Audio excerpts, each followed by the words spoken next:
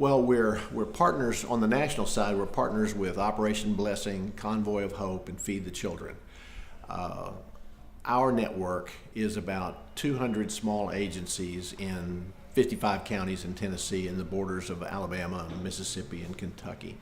Our role in that is to collect large-scale food donations from manufacturers, distributors, and growers, and to bring them to our warehouse and then to get them to these small agencies that serve in these small communities. Our role is not to go into towns and decide who should get food and who shouldn't get food. We rely on those agencies that are actually working in those communities. Typically, the agencies we serve have 12 to 50 families that they help on a regular basis. They're generally run by volunteers, probably somebody who's walked a mile in those shoes. They've been homeless, or they've had a substance abuse problem and needed help, or have been in a shelter for some reason.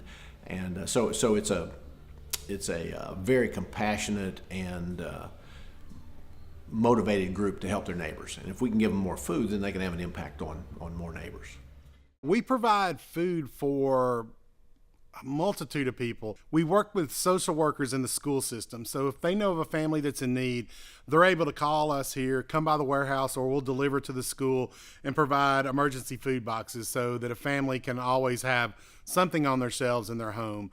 So we provide a lot of the food boxes to those. We work with a few dialysis clinics around town to deliver fresh produce to them, to get food like that. We work in so many different ministries. We deliver to several safe houses around town that host families or kids that we provide food assistance to them. We serve primarily Davidson and Williamson counties, so our food distributions can go to anybody in those areas. So it is just a really broad variety of people. And then sometimes people will just find us or word of mouth, and they'll just call us when they're in need, and we'll deliver food out to their house, and we'll take it out, or they can come by the warehouse and pick up food as well. And so, we constantly run into new situations that we work with to be able to provide food and assistance to folks in need. For things to really change and for us to kind of do our stated goal of wiping hunger off the face of America, we need people asking questions, and they have to ask questions to places that they shop. Because a lot of our grocery stores are really awesome about saving food, but we have a lot that just goes out. It hits the dumpster, and I don't think that will change without people asking for that kind of change. And it's one of the things that I've really noticed, and I'm really starting to talk to groups about, is asking your grocery store manager, what happens with all your leftover food? What happens with it? And I think as those questions start to come, we might see some change, and we may get closer to realizing that goal of truly wiping hunger out and doing that in a really big and meaningful way. The impact this has had on families in the community, we hear every week somebody saying, we wouldn't have made it without the pantry. We had no food. We wouldn't have been able to eat, so we hear that.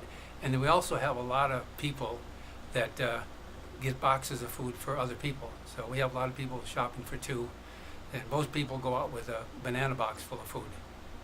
My personal reason for running the pantry is God just gave me a heart for people who are hurting. The overriding statistic that we concern ourselves with is that in Tennessee, 1 in between 5 and 6 adults has to worry about where their next meal is going to come from, and unfortunately 1 in 4 children.